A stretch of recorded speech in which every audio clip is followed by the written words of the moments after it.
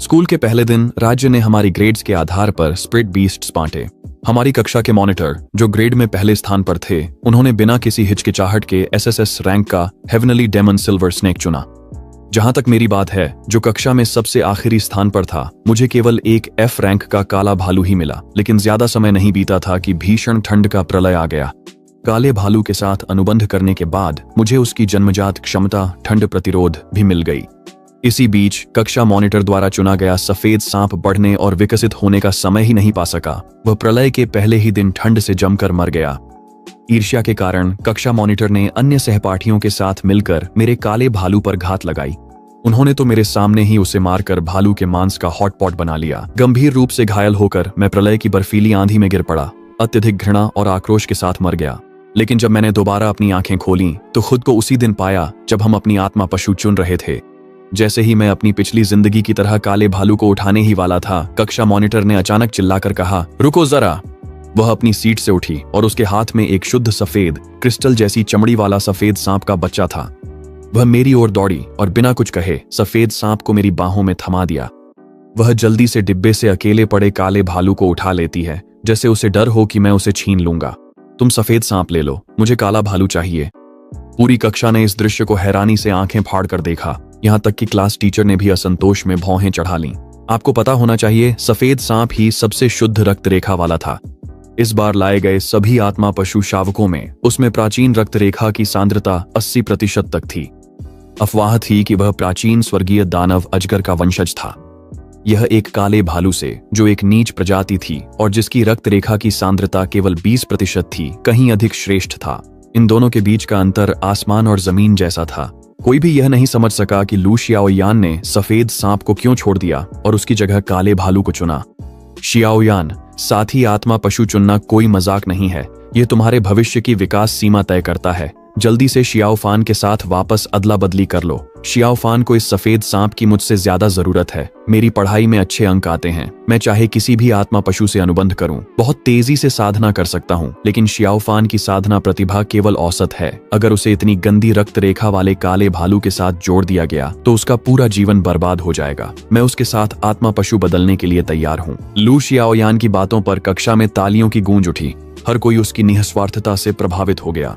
Xiaoyan, साधना में सबसे महत्वपूर्ण चीज है ताओ हृदय। तुम्हारे पास दयालुता से भरा, शुद्ध और निष्कलंक हृदय है। मैंने बिना एक पल गंवाए सफेद सांप को आगे बढ़ा दिया। अपनी दिखावटी अच्छाई अपने पास रखो, मुझे वो काला भालू चाहिए। लू शियाओयान की आंखों में घबराहट की झलक आ गई। उसने काले भालू को अपनी बाहों में और भी कसकर भींच लिया। वह जिस तरह से भौहें चढ़ाकर छोटे भालू को पकड़े हुए थी, उससे ऐसा लग रहा था जैसे मैं उसे तंग कर रहा हूँ। शियाओफान, तुम्हें मेरी परीक्षा लेने की जरूरत नहीं है। मैं सच में तुम्हारे साथ सौदा करने को तैयार हूँ।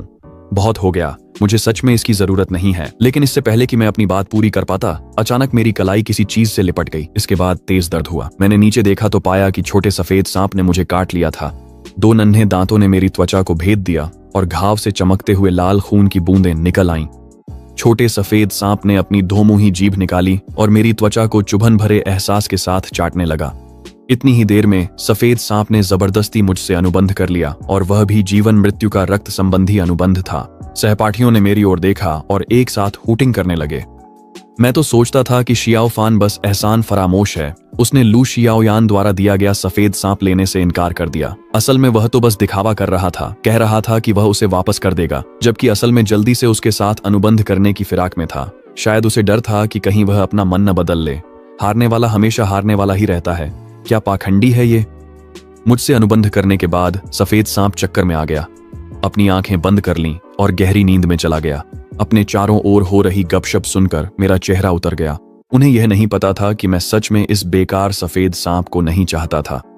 जब उसने जबरदस्ती मुझसे अनुबंध कर लिया तो मुझे दूसरों की घूरती निगाहें सहनी पड़ी और मैं ठंडे चेहरे के साथ अपनी सीट पर लौट आया। सिर्फ मैं जानता था कि यह दिखने में बहुत चाहा गया सफेद सांप महज आधे महीने में एक बेकार बोझ बन जाएगा। लेकिन लू शियाओयान की आंखों में देखकर मुझे अचानक कुछ एहसास हुआ। जिस पल उसने सफेद सांप छोड़ दिया और मुझसे काले भालू के लिए लड़ाई की, उसी पल मुझे समझ आ गया कि वह भी मेरी तरह पुनर्जन्म ले चुकी है। पिछली जिंदगी में लू शियाओयान ने सफेद सांप चुना था, जबकि मुझे वह काला भालू मिला जिससे कोई अनुबंध करना नहीं चाहता था। अप्रत्याशित रूप से आधे महीने बाद भीषण ठंड का प्रलय आ गया। पूरी पृथ्वी -50 डिग्री की भयंकर ठंड में डूब गई। धरती एक विशाल फ्रीजर में बदल गई थी। अन्य मिश्रित रक्त वाली आत्मा जंतुओं की तुलना में कुलीन रक्त वाली सफेद सांप को विकसित होने में कहीं अधिक समय लगता था। जब भीषण ठंड का प्रलय आया तब सफेद सांप अभी भी एक कमजोर जीव था जिसे केवल आध्यात्मिक ऊर्जा अवशोषित करना आता था। वह पहले ही दिन जमकर मर गया। वहीं मेरी देखभाल में मेरा काला भालू पहले ही वयस्कता तक पहुंच चुका था। -50 डिग्री तापमान में उसने अपनी जन्मजात क्षमता ठंड प्रतिरोध मेरे साथ साझा की। मैं प्रलय में ठंड से मरने से सबसे कम डरने वाला व्यक्ति बन गया। मैं स्कूल द्वारा संगठित जागृत छात्रों की एक टीम में शामिल हुआ जो बाहर जाकर आपूर्ति जुटाने के लिए निकली थी। रास्ते में लू शियाओयान ने कई बार काले भालू को लुभाने की कोशिश की कि वह मुझसे अपना अनुबंध तोड़कर उसका साथी आत्मा जंतु बन जाए, लेकिन काले भालू ने उसे ठुकरा दिया। बार बार ठुकराए जाने से अपमानित और क्रोधित होकर लू शियाओयान ने दूसरों से कहा कि अगर वे काले भालू का मांस खा लें तो वे भी ठंड सहने की क्षमता प्राप्त कर सकते हैं। और इस तरह एक बार जब हम आपूर्ति जुटाने गए तो लू शियाओयान ने दूसरों के साथ मिलकर मुझे और काले भालू दोनों की हत्या कर दी। उस नरभक्षी प्रलयकालीन दुनिया में हम उनके पेट भरने के लिए सिर्फ भोजन बनकर रह गए। मैंने लू शियाओयान की बाहों में काले भालू को ठंडी नजरों से घूरा। पिछले जीवन में मेरे और काले भालू के बीच गहरा रिश्ता था। हम ऐसे साथी थे जो जीवन मृत्यु की घड़ी में एक दूसरे की पीठ पर भरोसा कर सकते थे। मैंने कभी नहीं सोचा था कि इस जीवन में लू शियाओयान उसे मुझसे छीन लेगी। मुझे ठंड सहने की क्षमता खोने का कोई अफसोस नहीं है, लेकिन पिछले जन्म का खून का कर्ज इस जन्म में खून से ही चुकाना होगा। जब मैं काले भालू को खोई खोई नजरों से देख रहा था, मैंने देखा कि उसने अपनी आंखें घुमाई और मेरी ओर देखा। जब हमारी नजरें मिलीं, तो वह छोटा भालू जो मुश्किल से एक खिलौने के आकार का था, उसने सच में मुझे 2 बार पलकें झपकाईं। न 1 बार, न 3 बार, बल्कि ठीक 2 बार। मेरे दिल में खुशी की लहर दौड़ गई। 2 बार पलकें झपकाना मेरे और काले भालू के बीच पिछले जन्म का गुप्त इशारा था, यानी चिंता मत करो, मैं संभाल लूंगी। पहले उसे लगा था कि मैं पुनर्जन्मित हूं और अब वो भी वही तरीका अपना रही थी। मैंने लियू शियाओयान को देखा, जैसे कह रहा हूं, शुभकामनाएं काम आएंगी। सिर्फ इसलिए कि काला भालू मासूम दिखता था तो वो शांत और सौम्य नहीं हो जाता। उसके ठीक सामने खड़ा काला भालू पूरी तरह से दोहरे चेहरे वाला चालाक था। जैसे ही मेरी नजरें काले भालू से संवाद कर रही थीं, अचानक मेरी उंगली को एक ठंडी सी छोटी सी जुबान ने घेर लिया। नीचे देखा तो पता चला कि वह मेरी छोटी सफेद सांप थी। वह निकम्मी कुलीन छोटी पूर्वज जो सिर्फ सुंदर दिखने के अलावा किसी काम की नहीं थी। मैं निकम्मी नहीं हूं। एक गर्वित और तटस्थ आवाज मेरे मन में गूंज उठी। और इंसान पुरुष, तुम्हें उस काली चमड़ी वाली बदसूरत अजीब चीज को देखने की इजाजत नहीं है। मैंने अपने दूसरे हाथ से छोटी सफेद सांप के सिर को छेड़ा। क्या अभी तुमने बात की थी? छोटी सफेद सांप ने गर्व से अपना सिर उठाया और आलस्य से मेरी हथेली में लिपट गई। मुझे लग रहा था कि मुझे उसे सफेद सांप नहीं कहना चाहिए, मुझे उसे छोटी पूर्वज कहना चाहिए। मेरा नाम लिंग शुआंग है। अधिकांश आत्मा पशु अनुबंध मनुष्यों द्वारा शुरू किए जाते हैं। पशु जातियां स्वभाव से ही गर्वित होती हैं। जहां पशु शावक अपेक्षाकृत शांत होते हैं, वहीं बहुत ही कम ऐसे होते हैं जो किसी इंसान से लगाव महसूस होने पर खुद ही अनुबंध शुरू करते हैं। सावधानियों को समझाने के बाद सभी सहपाठी अपने आत्मा पशुओं के साथ अनुबंध करने की कोशिश करने लगे, सिवाय मेरे। अगर उन्होंने अपनी आंखों से न देखा होता तो कौन मानता कि मुझे वास्तव में प्राचीन स्वर्गीय दानव अजगर की एक कुलीन संतान ने जबरन अनुबंधित किया है। लिंग शुआंग, आपने मेरे साथ सक्रिय रूप से अनुबंध क्यों किया? वो औरत बदबूदार है। बदबू आ रही है। लियू शियाओयान स्कूल की सबसे खूबसूरत लड़की है। स्कूल में अनगिनत लड़के उसका पीछा करते हैं और उसे सुगंधित कहते हैं, क्योंकि वे बिल्कुल अंधे हैं। उसकी आत्मा में घिन आती है। मेरा क्या? मेरी बाहों में मौजूद सफेद सांप ने अपना सिर मेरी आस्तीन में और गहराई तक घुसा दिया। उसकी आवाज थोड़ी अस्वाभाविक थी। आप सब सही हैं, साफ। ऊब के मारे मैंने धीरे से अपनी उंगलियों से लिंग शुआंग के शल्कों को सहलाया। सफेद सांप को छूने पर आश्चर्यजनक रूप से अच्छा एहसास हुआ।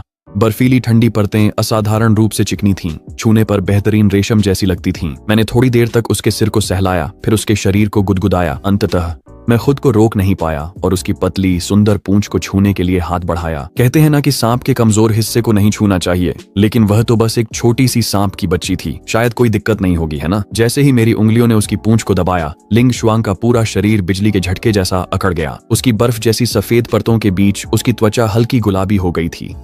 अभी रुक जाओ, तुम बदमाश हो। तुम मेरा यौन उत्पीड़न कर रहे हो। इस वक्त उसका व्यवहार बिल्कुल वैसा ही था जैसे किसी छोटी लड़की के साथ अभी अभी कुछ गलत हुआ हो।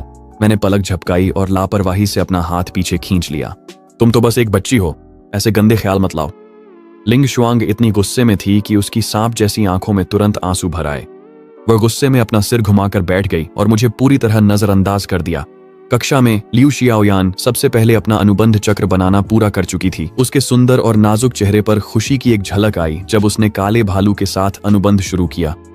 अनुबंध चक्र काले भालू को घेर कर तेजी से घूमने लगा। चक्र के अंदर काले भालू ने अपनी आध्यात्मिक ऊर्जा प्रवाहित की और चुपके से संरचना में 2 बदलाव कर दिए। चक्र बिना किसी आहट के एक सामान्य समान अनुबंध से बदलकर स्वामी सेवक अनुबंध में बदल गया। हालांकि इस अनुबंध में काला भालू स्वामी था और लियू शियाओयान सेवक। यह वही चक्र था जिसे काले भालू और मैंने अपनी एक पिछली खोज के दौरान एक खंडहर में खोजा था। मैंने कभी नहीं सोचा था कि अब काला भालू इसका इस्तेमाल लियू शियाओयान को फंसाने के लिए करेगा, लेकिन लियू शियाओयान, जिसने सफलतापूर्वक काले भालू से अनुबंध कर लिया था, ने मुझे एक घमंडी नजर से देखा। मैंने चुपचाप अपना हाथ मेज के नीचे छुपाया और भालू को अंगूठा दिखाया। इसीलिए कहा जाता है कि कभी भी सीधे साधे दिखने वाले इंसान को नाराज मत करो। मानव पुरुष, तुम बुरे इंसान हो। अचानक मेरे कानों में एक रूठी हुई आवाज गूंज उठी। नहीं, यह फिर से मेरी तुनक मिजाज, अक्खड़, घमंडी और नाजुक दिल वाली छोटी सांप थी। मैं कैसे बुरा हूं? मैंने अनमने ढंग से अपनी उंगली से उसकी बर्फीली चमड़ी को हल्के से थपथपाया। तुमने मेरी पूंछ को छुआ और फिर भी तुम किसी और औरत के साथ फ्लर्ट कर रहे हो, वो भी एक काली सी बदसूरत अजीब औरत के साथ। जितना ज्यादा लिंग शुआंग बोलती गई, उसकी आवाज उतनी ही दुखी होती गई। मैंने एक न के बराबर आ भरी। एक और गुण जोड़ लो, वो एक जलनखोर छोटी ड्रामा क्वीन भी है। जब कक्षा के सभी लोगों ने अनुबंध पूरा कर लिया तो क्लास टीचर ने हर किसी को एक बैच खेती के सामान का बांटा। मैंने एक स्पिरिट स्टोन अपने लिए रख लिया और बाकी लिंग शुआंग को स्नैक्स की तरह खिला दिए। लिंग शुआंग ने उन 19 स्पिरिट स्टोन्स को एक एक करके निगल लिया। उसकी रफ्तार हैरान कर देने वाली थी। हम क्लासरूम से बाहर भी नहीं निकले थे कि मेरे सारे स्पिरिट स्टोन्स खत्म हो गए। सहपाठी मुझे घूरने लगे। शियाओफान पागल हो गया है। पूरे हफ्ते की खेती की सारी सामग्री और उसने सब कुछ उस सफेद सांप को खिला दिया। क्या उसने अभी अभी क्लास में ध्यान भी दिया था? क्या उसे नहीं पता कि स्पिरिट बीस्ट्स का विकास चक्र बहुत धीमा होता है, इसलिए उन्हें जल्दी जल्दी नहीं खिलाना चाहिए। जो स्पिरिट स्टोन्स बांटे गए हैं वे मुख्य रूप से हमारी खुद की साधना के लिए हैं। उसके साथ अनुबंध करने वाला सफेद सांप तो पूरी तरह बर्बाद हो गया। यहां तक कि क्लास टीचर की भी भौहें सिकुड़ गईं। कुछ छात्र ध्यान दें, हर महीने वितरित किए जाने वाले स्पिरिट स्टोन्स की संख्या सीमित है। अगर आप उन्हें बर्बाद कर देंगे तो स्कूल आपको अतिरिक्त नहीं देगा। लेकिन मैंने बस बेरुखी से जवाब दिया, समझ गया। सच कहूं तो अपनी पिछली जिंदगी में जब बात साधना की संसाधनों की आती थी तो मैं काले भालू के लिए बहुत उदार था। अधिकांश छात्र अपने साथी स्पिरिट बीस्ट्स के साथ संसाधनों को 4:1 के अनुपात में बांटते थे, लेकिन मैं हमेशा काले भालू के साथ 50-50 बांटता था। मेरा मानना था कि जब हम साथी हैं तो हमें सब कुछ बराबर बांटना चाहिए। लेकिन काले भालू के साथ भी मैं कभी उतना उदार नहीं था जितना मैं सफेद सांप के साथ था। उसे 19 मिले, मुझे 1। सिर्फ मेरे सहपाठी ही नहीं बल्कि मुझे भी लगता था कि मैं पागल हूं। मुझे भी यह थोड़ा अजीब लगा क्योंकि अचानक मुझे याद आया कि सफेद सांप और मेरे बीच रक्त संबंधी अनुबंध था। एक सामान्य बराबरी के अनुबंध में अगर इंसान या जानवर में से कोई भी मर जाए तो दूसरे पक्ष पर कोई असर नहीं पड़ता, लेकिन रक्त संबंधी अनुबंध अलग था। रक्त संबंधी अनुबंध का मतलब था साथ जीना और साथ मरना। अगर सफेद सांप मेरे पिछले जीवन की तरह ही प्रलय के पहले दिन ठंड से मर गया तो मैं भी जिंदा नहीं रह पाती। इसलिए अभी इस छोटे पूर्वज की जान सबसे ज्यादा जरूरी थी। बाकी समय में छात्र अपने अपने स्थान पर साधना करने लगे। मैंने सफेद सांप को उठाया और बाहर चल पड़ी। जैसे ही मैं लियू शियाओयान के पास से गुजरी, उसने अचानक अपने आधे शरीर से मेरा रास्ता रोक लिया। सिर्फ मेरे सुनने लायक आवाज में उसने फुसफुसाकर कहा, उसने अचानक अपने आधे शरीर से मेरा रास्ता रोक लिया। सिर्फ मेरे सुनने लायक आवाज में उसने फुसफुसाकर कहा, मुझे पता है तुम भी पुनर्जन्म ले चुकी हो। इस जीवन में अब मेरी बारी है कि मैं काले भालू से अनुबंध करूं और ठंड सहने की क्षमता हासिल करूं। मेरी नजरें चाकू की तरह तेज थीं, तो बेहतर होगा कि तुम जिंदा रहो। मैं खुद तुम्हें नर्क भेजने का इंतजार कर रही हूं। लियू शियाओयान की आंखों में एक पल के लिए डर झलक गया, लेकिन तुरंत ही उसकी जगह घमंड ने ले ली। अब मेरे पास काला भालू है। बिल्कुल, मैं अच्छी तरह जिंदा रहूंगी। जहां तक तुम्हारा सवाल है, तुम दोनों हारने वाले तो बस चरम ठंड के प्रलय के पहले ही दिन मरने का इंतजार करो। मेरी बाहों में सफेद सांप ने अपनी पलकें उठाईं और उसे आलसी नजर से देखा। उसने सिर उठाया और लियू शियाओयान की ओर अपनी जीभ निकाली। एक घिनौनी बदबू तुरंत ही हवा में फैल गई। लियू शियाओयान का आत्मसंयम तुरंत टूट गया। चीखती हुई वह लड़खड़ाते हुए कई कदम पीछे हट गई। शियाओफान, क्या तुम पागल हो गई हो? उस बदबूदार सांप को मुझसे दूर ले जाओ। मैंने तिरस्कार से मुस्कुराते हुए मुड़कर सफेद सांप के साथ वहां से चली गई। एक जानवर पालना पैसे की बिना तली का कुआं था। इतनी बड़ी मात्रा में स्पिरिट स्टोन्स कहां से लाऊं? यह एक मुश्किल समस्या बन गई थी। मैंने अपनी उंगली से लिंग शुआंग की चमड़ी पर हल्के से थपथपाया और सोचने लगी। अचानक मुझे याद आया कि अपनी पिछली जिंदगी में सर्वनाश शुरू होने से ठीक पहले मीडिया ने एक छोटी सी स्पिरिट वैन का खुलासा किया था। समय रेखा के हिसाब से वह स्पिरिट वैन अभी तक किसी ने खोजी नहीं थी। मैंने सफेद सांप को लिया और स्पिरिट वैन की ओर पूरी रफ्तार से गाड़ी चलाई। जब मैं अपनी पिछली जिंदगी में चिन्हित किए गए अनुमानित स्थान पर पहुंची तो पाया कि लू शियाओयान मुझसे पहले ही वहां पहुंच चुकी थी। लू शियाओयान एक अमीर परिवार की सबसे बड़ी बेटी थी। उसका नेटवर्क और संसाधन मेरे जैसे आम इंसान की पहुंच से कहीं ज्यादा थे। मैं स्पिरिट वैन के बाहरी इलाके में खड़ी होकर ठंडेपन से देख रही थी कि लू शियाओयान 20 से ज्यादा हट्टे कट्टे आदमियों को लेकर उस वैन की खुदाई कर रही थी। सफेद सांप मेरी बाहों में सिमटा हुआ था और देख रहा था कि कैसे एक के बाद एक चमकदार पारदर्शी स्पिरिट स्टोन निकाले जा रहे थे। वह ललचाकर एक घूंट लार निगल गई। चमकदार पारदर्शी स्पिरिट स्टोन निकाले जा रहे थे। वह ललचाकर एक घूंट लार निगल गई। मैंने अपने हाथ से सफेद सांप की आंखें ढक दी। देखना बंद करो, यहाँ के स्पिरिट स्टोन की गुणवत्ता खराब है। मैं तुम्हें कहीं और ले चलूंगी। मैंने सफेद सांप को उठाया और हर कदम पर पीछे मुड़ मुड़कर अनमने मन से देखा। जैसे ही हम दूर जाने वाले थे, अचानक मेरे मन में एक खुशी से भरी आवाज गूंज उठी। भाई, क्या वो आप हैं? मैं अपने कदमों में रुक गया। अरे शोंग, अब तुम टेलीपैथी का इस्तेमाल कर सकते हो। उस लड़की लू शियाओयान ने मुझ पर बहुत पैसा खर्च किया। उसने मुझ पर एक आत्मा जागरण जड़ी बूटी का इस्तेमाल किया जिससे मैं टेलीपैथी के जरिए संवाद कर सकता हूं। भाई, सफेद सांप को लेकर कहीं आराम करने के लिए रुक जाओ। सारे स्पिरिट स्टोन निकाल लेने के बाद मैं तुम्हें बुलाऊंगा। काले भालू के साथ मानसिक बातचीत खत्म करने के बाद मैं अचानक वास्तविकता में लौट आया और देखा कि एक छोटी नाजुक सांप का चेहरा मुझे संदेह से घूर रहा था। लिंग शुआंग का सांप जैसा शरीर मेरी बाह के चारों ओर लिपटा हुआ था और उसका गर्वित सा छोटा चेहरा मेरे चेहरे के करीब आ गया। उसकी ठंडी सांस मेरे चेहरे को छू रही थी। उसमें जंगली सांपों जैसी बदबू नहीं थी, बल्कि उसमें हल्की ताजगी भरी खुशबू थी। तुम क्या कर रहे हो? लिंग शुआंग ने नाराजगी से मुझे घूरा। मानव पुरुष, तुम सच में मेरी पीठ पीछे किसी और औरत के साथ चोरी छुपे संबंध रखने की हिम्मत रखते हो? मैंने एक हाथ से उसकी गर्दन पकड़कर उसे अपनी बाह से ऊपर उठा लिया और दूसरे हाथ से उसकी सांप जैसी गाल को सजा के तौर पर चुटकी काटी। तू छोटी शरारती, अपनी जुबान संभाल कर बोल, लिंग शुआंग ने नाक सुड़कते हुए कहा। उसकी आवाज में शिकायत की हल्की झलक भी थी। मैंने कुछ भी गलत नहीं कहा। तुम्हारी आत्मा से भालू की गंध आ रही है। वो काली चमड़ी वाला अजीब प्राणी ही है ना? मैंने भौहें उठाई।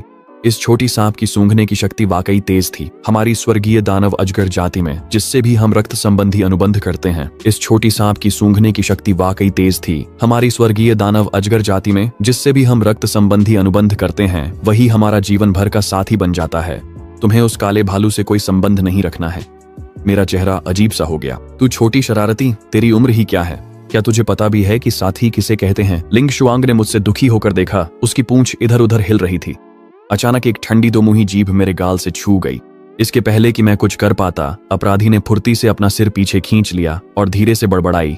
मैंने तुम्हें चाटा है, अब तुम मेरे हो। यह जगह मैंने चिन्हित कर दी है, अब कोई और तुम्हें छू नहीं सकता। मैं वहीं जड़ हो गया। मेरे होंठ फड़कने लगे। तुम कब से ऐसे इलाका चिन्हित करने लगी हो? मुझे नहीं लगता कि तुम कोई सांप हो। तुम तो कुत्ता हो, है ना? आध्यात्मिक नस को काले भालू के हवाले कर मैं लिंग शुआंग को उठाकर वापस कार में ले आया। हमने एसी का आनंद लिया और तरबूज खाया और मैंने कार के सेंटर कंसोल स्क्रीन पर एक फिल्म चला दी। ज्यादा देर नहीं हुई थी कि फिल्म देखते देखते मुझे नींद आने लगी। जब मैं दोबारा जागा तब तक आसमान में अंधेरा छा चुका था। जंगली जंगल में बिल्कुल भी रोशनी नहीं थी। हम चारों ओर से गहरी खामोश अंधेरे में घिरे हुए थे। ठीक उसी समय काले भालू ने मुझे टेलीपैथिक संदेश भेजा। भाई जल्दी आओ, वे सब चले गए हैं। मैंने हामी भरते हुए एक आवाज निकाली। नीचे देखा तो लिंग शुआंग मुझे सतर्कता और नाराजगी से घूर रही थी। मुझे अनायास ही थोड़ा अपराध बोध महसूस हुआ। वास्तव में ऐसा लग रहा था जैसे मैं रंगे हाथों पकड़ा गया कोई चोर हूं। हमने और कुछ भी बात नहीं की। लिंग शुआंग ने अपना सिर घुमा लिया। समझाने की जरूरत नहीं है, मैं नहीं सुन रही। मैं आज बाकी दिन तुम्हें अनदेखा करूंगी। रात के साय में मैंने सफेद सांप को उठाया और धीरे धीरे आत्मा की नस की ओर बढ़ने लगा। जैसा कि काले भालू ने मुझे बताया था, आत्मा की नस के पास अब कोई नहीं था। उन्होंने वहां केवल एक ऐसा जाल छोड़ा था जो नस को छुपाने के लिए था। जब सफेद सांप ने मुझे आत्मा की नस के स्थान पर पहुंचते देखा तो वह यह जानने के लिए उत्सुक थी कि मैं यहां क्यों आया, लेकिन छुपाने वाला जाल। जब सफेद सांप ने मुझे आत्मा की नस के स्थान पर पहुंचते देखा तो वह यह जानने के लिए उत्सुक थी कि मैं यहां क्यों आया, लेकिन चूंकि उसने अभी अभी घोषणा की थी कि वह मुझे अनदेखा करेगी, चाहे वह कितनी भी उत्सुक क्यों न हो, उसने अपना छोटा सा मुंह बंद रखा और सब कुछ भीतर ही दबा लिया। मैं जाल के पास छिप गया। थोड़ी ही देर बाद काले भालू ने जाल को निष्क्रिय किया और अपना सिर बाहर निकालकर मेरी ओर देखा। अब जब वह जोर से बोल सकती थी तो उसने मुझसे अपनी पंजा हिलाया। भाई जल्दी आओ। काले भालू को देखकर मेरी बाहों में सफेद सांप मुझसे सट गई और अपनी जीभ लपलपाई काले भालू की ओर अपने दांत दिखाते हुए एक डरावना और धमकी भरा भाव बनाया। मैंने जल्दी से सफेद सांप का मुंह अपने हाथ से बंद कर दिया और काले भालू को एक लाचार मुस्कान दी। सफेद सांप का स्वभाव थोड़ा तेज है। काले भालू ने मेरा रास्ता दिखाया। कोई बात नहीं भाई, बड़ी बहन को दोष मत दो। सफेद सांप का मुंह मैंने ढक रखा था, लेकिन उसकी आवाज मेरे दिमाग में गूंज उठी। क्या बकवास है, ये घर तोड़ने वाली है, ये सांवली घर तोड़ने वाली है। मुझे छोड़ दो, मैं उसे काट काट कर मार डालूंगी। मैं कसम खाती हूँ, आज मैं उसे काट कर ही मारूंगी। मैं अभी भी जिंदा हूँ, समझी? और तुमने हिम्मत कैसे की मेरी आंखों के सामने इस सांवली घर तोड़ने वाली के साथ चोरी छुपे मिलन करने की? कैसी घटिया औरत है जिसे बस मर्दों को फंसाना आता है। मुझे छोड़ दो, मैं उससे आर पार की लड़ाई करूंगी। बहुत शोर हो रहा था। मैंने काले भालू और उसके चारों ओर हल्की सी लहराती आध्यात्मिक ऊर्जा की ओर देखा। मैंने छोड़ दिया, जिससे सफेद सांप जमीन पर गिर पड़ी। लिंग शुआंग जमीन पर उतरने के बाद हैरानी से मेरी ओर देखने लगी। शायद उसे उम्मीद नहीं थी कि मैं सच में उसे छोड़ दूंगी। कछुए की रफ्तार 0.008 मीटर प्रति सेकंड से वह काले भालू की ओर लपकी। हर 3 कदम पर मेरी ओर मुड़कर देखती रही। आखिरकार जब उसने चौथी बार पीछे मुड़कर देखा तो उसने मुझे अनिश्चित नजरों से देखा। तुम मुझे रोकने भी नहीं वाले? क्या तुम्हें डर नहीं है कि मैं तुम्हारे कीमती प्रेमी को काट कर मार डालूंगी? मैंने काले भालू की आध्यात्मिक ऊर्जा की ओर देखा। पूरा दोपहर आत्मा पत्थर खाने के बाद काले भालू की आध्यात्मिक ऊर्जा सफेद सांप से 50 गुना से भी ज्यादा थी। वास्तव में कहना मुश्किल था कि कौन किसे काट कर मारेगा। मैंने मुस्कुराते हुए उसकी ओर देखा। कोई बात नहीं, मुझे देखना है कि तुम कितनी ताकतवर हो। अगर तुम उसे काट कर मार डालती हो तो मैं अब से सिर्फ तुम्हारा हो जाऊंगा। सफेद सांप की पूंछ द्वंद्व में जमीन पर पटकने लगी। मेरी बातों से वह थोड़ी आकर्षित हुई, लेकिन फिर उसने काले भालू की ओर देखा और उससे निकलती आध्यात्मिक ऊर्जा की धमकी भरी आभा को महसूस किया। आखिरकार वह झिझकते हुए वापस मेरे पैरों के पास आकर लिपट गई। छोड़ो भी, क्योंकि इस बार तुमने अपनी गलती मानने का अच्छा रवैया दिखाया है, मैं तुम दोनों को इस गुप्त मुलाकात के लिए माफ कर देती हूँ, लेकिन अगली बार ऐसा मत करना। ये छोटी सी चीज वाकई ताकतवरों से डरने वाली दबंग थी। काले भालू ने आत्माशिरा पत्थरों को 3 ढेरों में बांट दिया था। उसने अपने लिए एक छोटा सा ढेर रखा, एक और छोटा ढेर अलग किया और एक विशाल पहाड़ जैसा ढेर अलग रखा। भैया, मैं बस ये ही रख लूंगी। लिंग शुआंग विशाल ढेर के आत्मा पत्थरों को घूर रही थी। उसकी आंखें लालच में हरी चमक रही थीं। एक खट्टी आवाज मेरे दिमाग में गूंज उठी। ये काली चमड़ी वाली अजीब चीज वाकई तुम्हारे लिए काफी उदार है। काले भालू ने दूसरे छोटे ढेर की ओर इशारा करते हुए कहा, भैया, ये तुम्हारी साधना के लिए काफी होना चाहिए। फिर उसने विशाल ढेर की ओर इशारा करते हुए कहा, ये सब बड़ी बहन को दे देना। लिंग शुआंग की नाटकीय चिल्लाहट फिर से गूंज उठी। हूँ मैनमाले, लगता है यह काली चमड़ी वाली अजीब चीज आखिरकार तुम में दिलचस्पी नहीं रखती। क्या तुम एक होपलेस रोमांटिक हो या कुछ और? हर बात को रोमांस से क्यों जोड़ देती हो? लिंग शुआंग अब भी नाराज थी। तुम्हें आत्मा पत्थर चाहिए या नहीं? वह तुरंत आज्ञाकारी हो गई। मैंने काले भालू की ओर देखा। अगर मैं यहाँ सब कुछ खाली कर दूं तो क्या लू शियाओयान तुम्हें नुकसान पहुंचाएगी? काले भालू ने सिर हिला दिया। भैया, वह औरत इस समय मेरी हर बात मानती है। अगले दिन लू शियाओयान खाली हो चुकी आत्मा नस को देखती रह गई, जैसे उसे अपनी आंखों पर यकीन न हो। तुमने ये सारे आत्मा पत्थर इस्तेमाल कर लिए? काले भालू ने सिर हिलाया। इतनी छोटी सी आत्मा नस तो मेरे दांतों के बीच की जगह भरने के लिए भी काफी नहीं है। क्या तुमने नहीं कहा था कि मुझे आधे महीने के भीतर शीत प्रतिरोधी कौशल जगाना है? मैंने अभी अभी इसका अनुभव किया और मुझे लगता है कि मैं जागृति की सीमा तक पहुंच गई हूं। ये सुनकर लू शियाओयान के चेहरे का भाव आखिरकार थोड़ा बेहतर हुआ, लेकिन उसके मन में अब भी ये शिकायत थी कि पूरी आत्मा नस काले भालू ने खा ली, जबकि भालू की आध्यात्मिक ऊर्जा में बस थोड़ा सा ही इजाफा हुआ था। जब तक तुम इसे जगा सकती हो तब तक ठीक है, बस तुम्हारी रक्त रेखा बहुत कमजोर है। तुमने इतना कुछ खा लिया, लेकिन आध्यात्मिक ऊर्जा में बस इतना सा ही इजाफा हुआ। अगर तुम्हें मेरी कमजोर रक्त रेखा से इतनी नफरत थी तो शुरुआत में ही मुझे चुनने की जरूरत नहीं थी। मैंने तुमसे मुझे चुनने की कोई मिन्नत नहीं की थी। अब तुम मुझ पर बहुत दबाव डाल रही हो। जब मुझ पर मानसिक दबाव बहुत ज्यादा होता है तो मुझे लगता है कि मेरी जन्मजात क्षमता शायद सही से जाग न पाए। लू शियाओयान अच्छी तरह जानती थी कि आधे महीने बाद जब भीषण ठंड का प्रलय आएगा तब काले भालू की जन्मजात क्षमता बेहद कीमती होगी। यह सुनकर कि काले भालू की जन्मजात क्षमता शायद जाग न पाए, वह तुरंत घबरा गई। दबाव मत महसूस करो, मेरा ऐसा मतलब नहीं था। अगर मुझे तुम्हारी नीची रक्त रेखा से नफरत होती तो मैं शुरुआत में ही तुम्हें नहीं चुनती। ठीक है, मुझे साधना के लिए स्पिरिट स्टोन्स चाहिए। जल्दी से किसी को भेजो और मुझे कुछ और स्पिरिट स्टोन्स दिलवाओ। ज्यादा नहीं, 10 ट्रक काफी होंगे। लू शियाओयान ने इतने जोर से दांत भींचे कि उसके मसूड़े लगभग खून से भर गए। 10 ट्रक? क्या यह ज्यादा है? अगर तुम मुझे 10 ट्रक दिलवा दो तो शायद मैं जाग जाऊं। 10 ट्रक? क्या यह ज्यादा है? अगर तुम मुझे 10 ट्रक दिलवा दो तो शायद मैं एक उच्च श्रेणी की जन्मजात क्षमता जगा सकूं। 10 मील शीत प्रतिरोध, ये 10 किलोमीटर के दायरे में सभी को ठंड से बचा सकता है। 10 किलोमीटर। लू शियाओयान की आंखों में लालच की एक चमक झलक गई। अगर भीषण ठंड का प्रलय आ गया और वह 10 किलोमीटर के दायरे में सभी को पूरी तरह से ठंड से प्रतिरक्षित कर सकती है, तो फिर उसमें और एक प्रलयकालीन साम्राज्य में क्या फर्क रह जाएगा। लू शियाओयान ने दांत भींच ली। ठीक है, तुम रुको, 10 ट्रक ही सही, मैं तुम्हारे लिए उन्हें लेकर आती हूं। एक बार प्रलय आ गई तो पैसे सिर्फ कागज के ढेर के अलावा कुछ नहीं रह जाएंगे।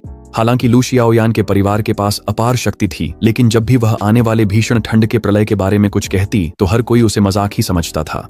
उन्हें यह और भी हास्यास्पद लगता था कि लू शियाओयान 10 ट्रक आत्मा पत्थरों का इस्तेमाल एक निम्न रक्त रेखा वाली आत्मा पशु को एक ऐसी जन्मजात क्षमता जगाने में करना चाहती है जो केवल ठंड से बचाव के लिए है और देखने में बेकार लगती है। अपने परिवार से समर्थन न मिलने के कारण लियू शियाओयान के पास बचपन से अपने परिवार और माता पिता से मिली हर चीज बेचने के अलावा कोई विकल्प नहीं था।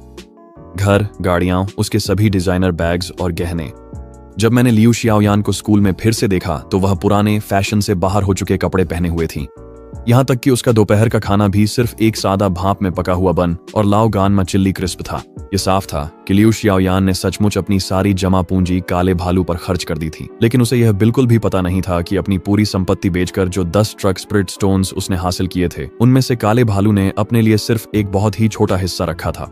बाकी के 99.99% सीधे मेरे और सफेद सांप की जेब में चले गए। मैं तो बस कभी कभी 1-2 स्पिरिट स्टोन साधना के लिए इस्तेमाल करता था ताकि आत्मिक ऊर्जा का इस्तेमाल करना न भूल जाऊं। जहां तक बाकी स्पिरिट स्टोन्स की बात है, मैंने वे सारे सफेद सांप को दे दिए थे। सफेद सांप जिस रफ्तार से स्पिरिट स्टोन्स निकलती थी, बस इसलिए कि मैं आत्मिक ऊर्जा का इस्तेमाल करना न भूल जाऊं। जहां तक बाकी स्पिरिट स्टोन्स की बात है, मैंने वे सारे सफेद सांप को दे दिए थे। सफेद सांप जिस गति से स्पिरिट स्टोन्स को निगलती थी, वह अविश्वसनीय रूप से तेज थी। वह गहरी नींद में चली गई। जैसे ही स्पिरिट स्टोन्स उसके पास रखे जाते, वे एक शक्तिशाली खिंचाव से तुरंत ही पाउडर में बदल जाते थे। सिर्फ सफेद सांप की साधना से मुझे जो आत्मिक ऊर्जा वापस मिली, उसी ने मुझे मेरी पिछली जिंदगी से कई गुना ज्यादा ताकतवर बना दिया था। जहां तक लियू शियाओयान की बात है, उसके शरीर में अब भी जो आत्मिक ऊर्जा है, वह तो हमारी कक्षा के बाकी छात्रों की ताकत से भी कम है। काले भालू के लिए उसने अपने ऊपर एक भी स्पिरिट स्टोन इस्तेमाल नहीं किया था। काला भालू लगातार उसे भ्रमित कर रहा था। अगर मैं अपनी जन्मजात क्षमता सिर्फ इसलिए जागृत नहीं कर पाया क्योंकि तुमने मुझे एक स्पिरिट स्टोन कम दिया और मेरी जागृति असफल हो गई, तो समय आने पर मुझसे चेतावनी न मिलने का दोष मुझ पर मत डालना। सब लोग कहते थे कि लियू शियाओयान बर्बाद हो गई है। स्कूल के पहले ही दिन से जब लियू शियाओयान ने अपना दिमाग खो दिया और सबसे कमजोर ताकत और सबसे कम प्रतिभा वाले काले भालू को चुना, तब से उसकी मानसिक स्थिति असामान्य लगने लगी थी। इन अफवाहों और गपशप का सामना करते हुए लियू शियाओयान ने तिरस्कार से हंसते हुए उन्हें नजरअंदाज कर दिया। तुम लोग जानते ही क्या हो, कुछ ही दिनों में तुम सब समझ जाओगे कि सही मैं ही थी। झुलसाती गर्मी के मौसम में एक रात अचानक तापमान तेजी से गिर गया। पूरी दुनिया में बर्फ के फाहे गिरने लगे। शुरुआत में लोग इसका मजाक भी उड़ाने लगे, कहते थे कि जून में बर्फ गिरना जरूर किसी के साथ बहुत बड़ा अन्याय हुआ है। लेकिन अगले दिन दोपहर तक वैश्विक तापमान पहले ही -20 डिग्री तक गिर चुका था। लोग धीरे धीरे चिंता करने लगे, तापमान इतना असामान्य होने पर क्या कोई आपदा आने वाली है? बर्फ और भी तेजी से गिरने लगी और रुकने का कोई नाम नहीं था। बर्फीले मौसम में दुर्घटनाओं के डर से स्कूल ने सभी छात्रों को वापस कैंपस बुला लिया। लड़कियों के हॉस्टल में लियू शियाओयान ठंड से कांपती हुई खुद को रजाई में कसकर लपेटे हुए थी। काफी समय से साधना न करने के कारण उसके शरीर में आध्यात्मिक ऊर्जा बेहद कमजोर थी, बस एक सामान्य व्यक्ति से थोड़ी सी अधिक। उसकी नाक ठंड से चमकदार लाल हो गई थी और वह बार बार टिश्यू से अपनी नाक पोंछ रही थी। काफी समय से साधना न करने के कारण उसके शरीर में आध्यात्मिक ऊर्जा बेहद कमजोर थी, बस एक सामान्य व्यक्ति से थोड़ी सी अधिक। उसकी नाक ठंड से चमकदार लाल हो गई थी और वह लगातार टिश्यू से अपनी बहती नाक पोंछ रही थी।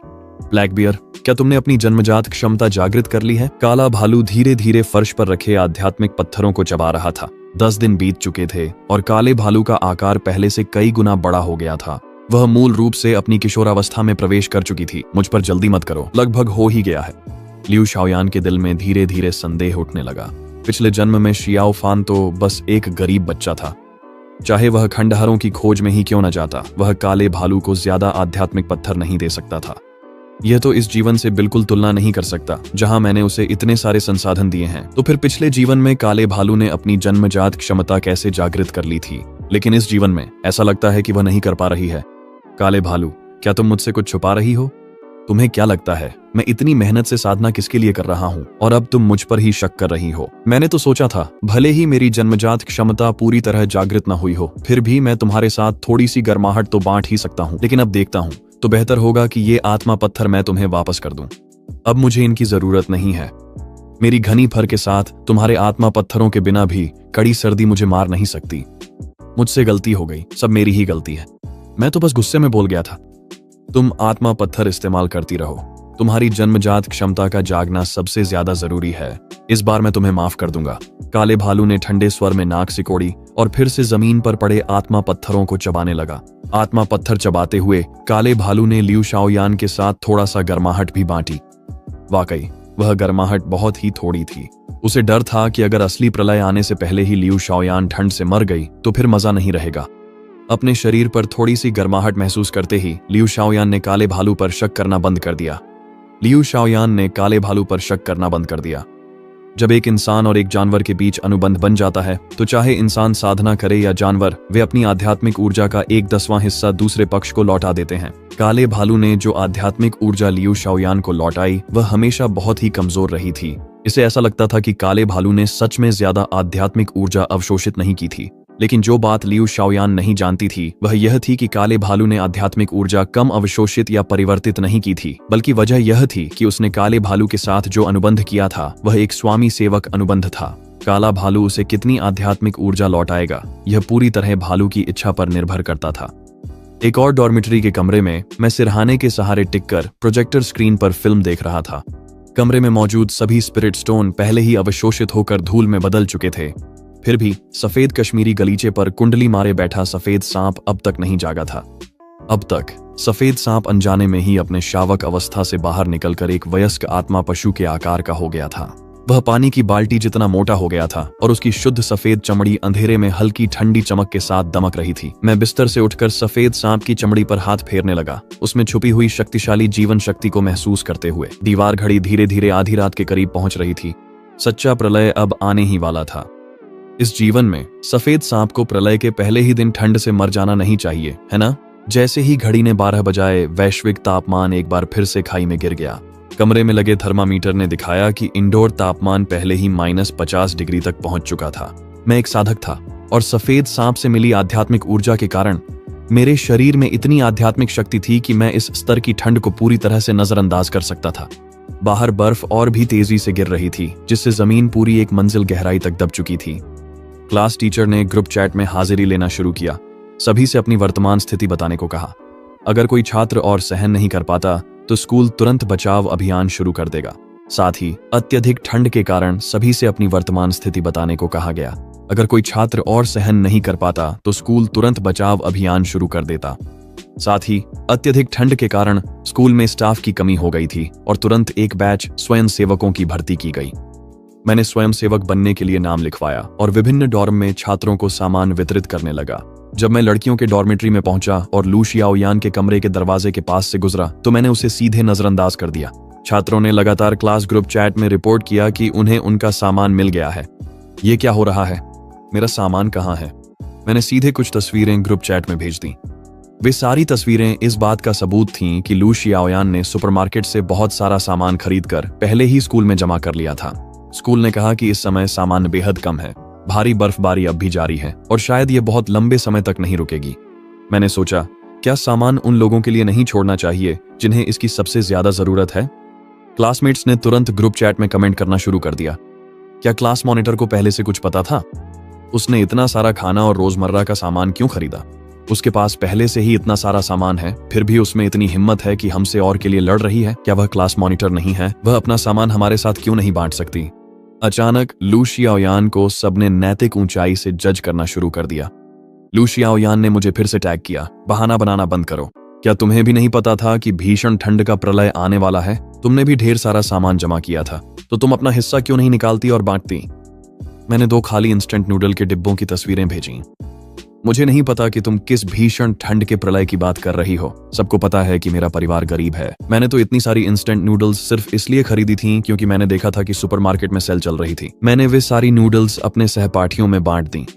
शिक्षक ने भी ग्रुप चैट में पुष्टि की कि हर किसी को जो 10 पैक इंस्टेंट नूडल्स मिले हैं वे शियाओ फान ने अपनी खुद की सप्लाई से बांटे थे। सहपाठी फिर से ताने मारने लगे। हर किसी को जो 10 पैक इंस्टेंट नूडल्स मिले वे शियाओ फान ने अपनी खुद की सप्लाई से बांटे थे। सहपाठी फिर से ताने मारने लगे। क्या किसी ने यह देखा? शियाओ फान तुमसे कहीं ज्यादा उदार है। भीड़ के सामने बहस न कर पाने के कारण लू शियाओयान ग्रुप चैट में चुप हो गई, लेकिन उसने मुझे पहले ही एक निजी संदेश भेज दिया था। शियाओ फान, तो क्या हुआ अगर तुम अच्छी छवि बनाना चाहते हो? वो बेकार सफेद सांप जिसे तुम पाल रहे हो शायद अब तक ठंड से मर चुका होगा, है ना? मैंने उस सफेद सांप को देखा जो कालीन पर शांति से सो रहा था और लू शियाओयान को एक वीडियो भेजा। क्या तुम उसी सफेद सांप की बात कर रही हो जो लकड़ी की तरह सो रहा है? वीडियो में भले ही सफेद सांप की आंखें बंद थीं, लेकिन उससे निकलती आध्यात्मिक ऊर्जा की लहरें साफ तौर पर साबित कर रही थीं कि वह सांप अपनी जिंदगी का सबसे अच्छा समय जी रहा है। असंभव, तुम्हारा यह वीडियो जरूर पहले से रिकॉर्ड किया गया है। वो बेकार सांप बहुत धीरे धीरे बढ़ता है और उसका शरीर भी बहुत नाजुक है। अब तक तो वह निश्चित रूप से ठंड से मर चुका होगा। मैंने एक जम्हाई ली और लू शियाओयान के संदेशों का जवाब देना बंद कर दिया। शरीर में आध्यात्मिक ऊर्जा की सुरक्षा के बावजूद इतनी कड़ाके की ठंड में मुझे फिर भी थोड़ी सिहरन महसूस हो रही थी। मैंने अलमारी खोली, सोच रहा था कि एक अतिरिक्त कंबल निकालकर खुद को ढक लूं। अचानक एक गर्म आध्यात्मिक ऊर्जा की लहर ने मेरे शरीर को घेर लिया। मैं इस एहसास से बहुत अच्छी तरह परिचित था। ये वही गर्माहट थी जो काले भालू के अपनी ठंड सहन करने की क्षमता साझा करने से आती थी। अरे श्योंग, हमारे बीच कोई अनुबंध तो है नहीं। क्या तुम फिर भी अपनी जन्मजात क्षमता मेरे साथ साझा कर सकते हो भाई? मैंने सफलतापूर्वक 10 मील ठंड सहनशीलता जागृत कर ली है। तभी मुझे अचानक याद आया कि काले भालू की जन्मजात क्षमता सिर्फ ठंड सहनशीलता नहीं थी, बल्कि 10 मील ठंड सहनशीलता थी। बस मेरी पिछली जिंदगी में मेरी व्यक्तिगत क्षमता आखिरकार सीमित ही थी। कम समय में पर्याप्त आत्मा पत्थर न होने के कारण, जिससे काले भालू अपनी पूरी जन्मजात क्षमता जागृत कर सके, काले भालू ने मुझे बचाने के लिए अपनी पूरी जन्मजात क्षमता जागृत कर ली। काले भालू ने मुझे बचाने के लिए जबरदस्ती अपनी जन्मजात क्षमता जागृत की, जिससे ठंड सहनशीलता का एक घटिया संस्करण प्राप्त हुआ। लू शियाओयान कैसी है? काले भालू ने मेरे साथ दृश्य साझा करना शुरू किया, क्योंकि उसे पूरा विश्वास था कि एक बार काले भालू ने अपनी क्षमता जागृत कर ली तो वह निश्चित रूप से भीषण ठंड से नहीं डरेगी। लू शियाओयान ने बिल्कुल भी अतिरिक्त कंबल नहीं खरीदे थे। इस समय वह केवल एक पतली गर्मियों की रजाई में लिपटी हुई थी। उसका चेहरा ठंड से पहले ही नीला सा पड़ गया था और उसके दांत बेकाबू होकर कटकटा रहे थे। क्या तुम अब भी सफलतापूर्वक जागृत नहीं हो पाई हो?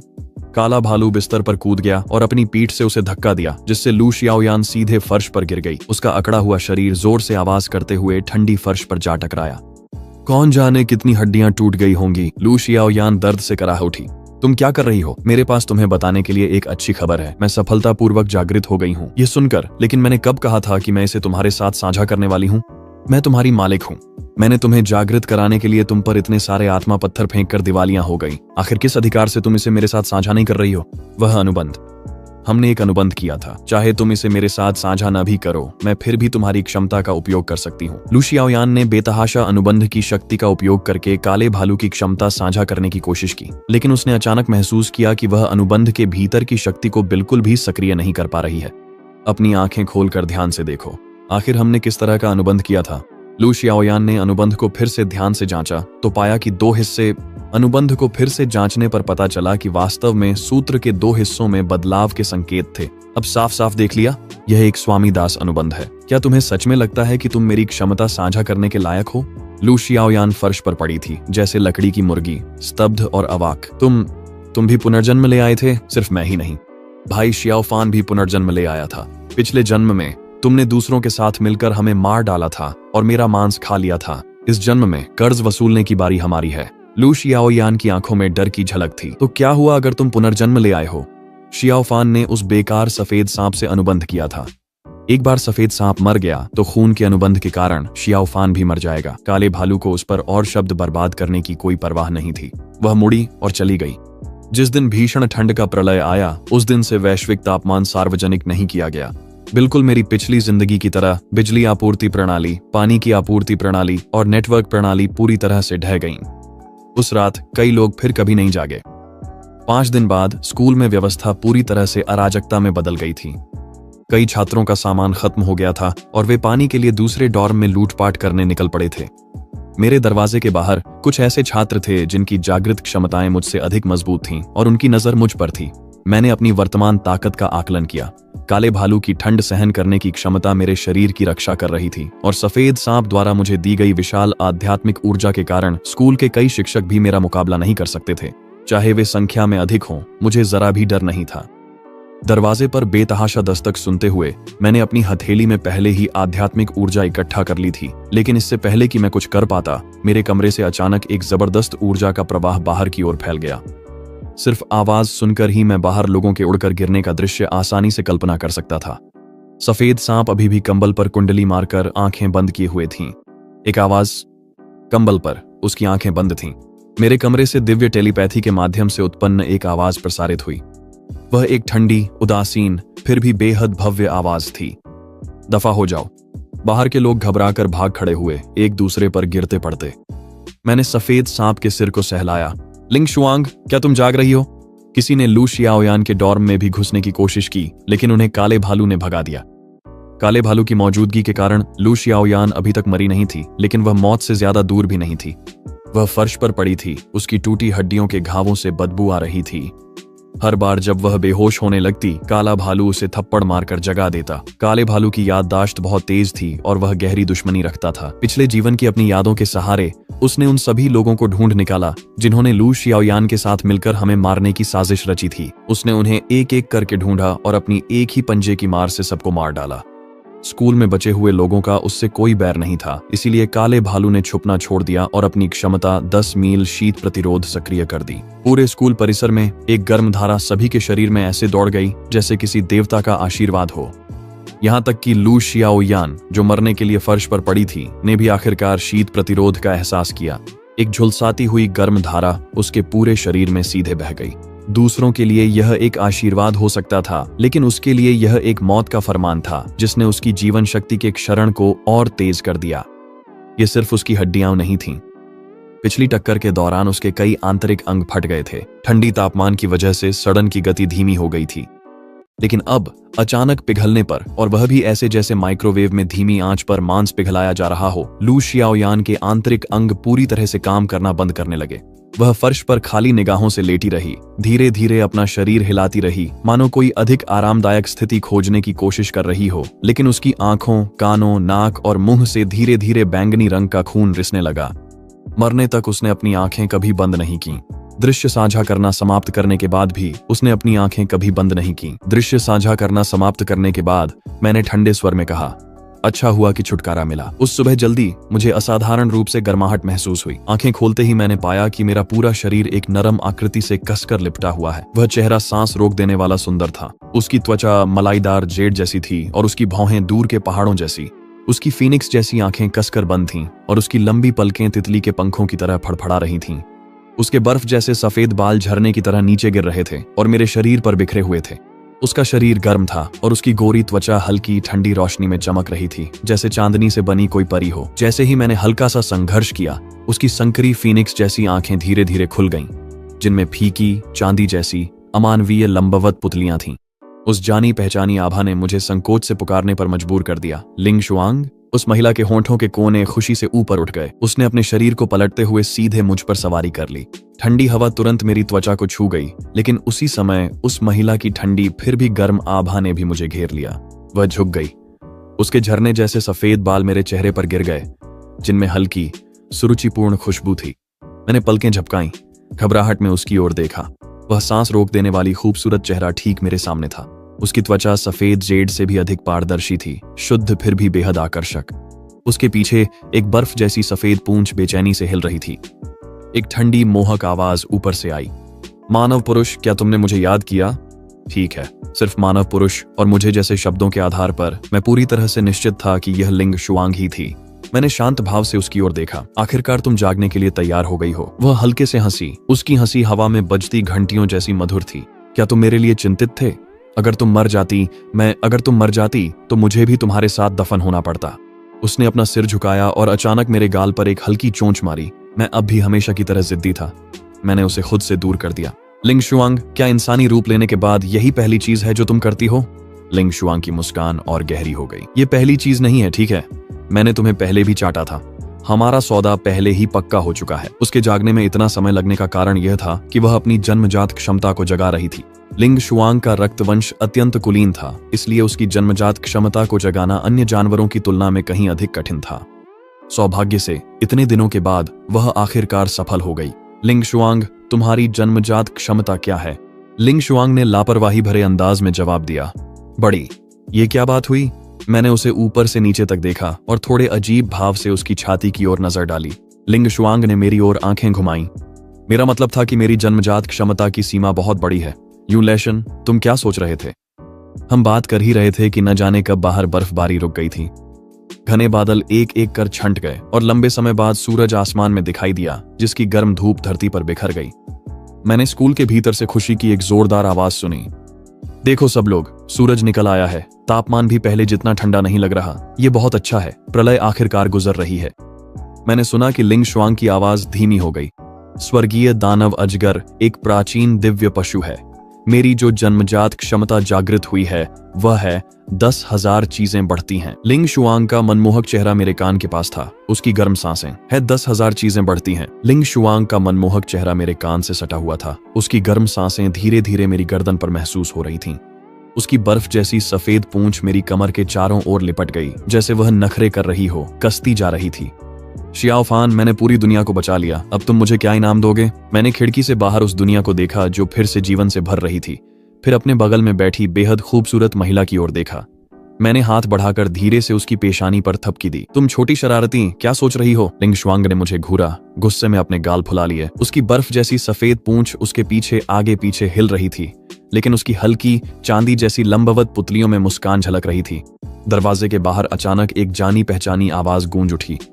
भैया, मैंने भी मानव रूप ले लिया है।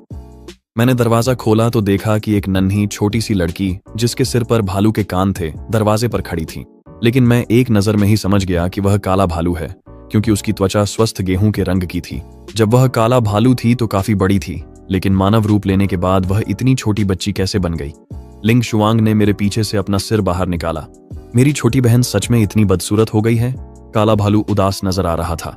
मुझे तो लगता है मैं काफी अच्छी दिखती हूँ। मैंने इस भालू और सांप को झगड़ते हुए देखा और मेरे होंठों पर मुस्कान आ गई। पिछले जन्म में हमें लू शियाओयान ने मार डाला था। इस जन्म में न सिर्फ हमने अपनी बदला सफलतापूर्वक ले लिया, बल्कि एक नई शुरुआत भी की। अत्यधिक ठंड का प्रलय आखिरकार गुजर गया था और मेरी कहानी तो बस शुरू ही हुई थी।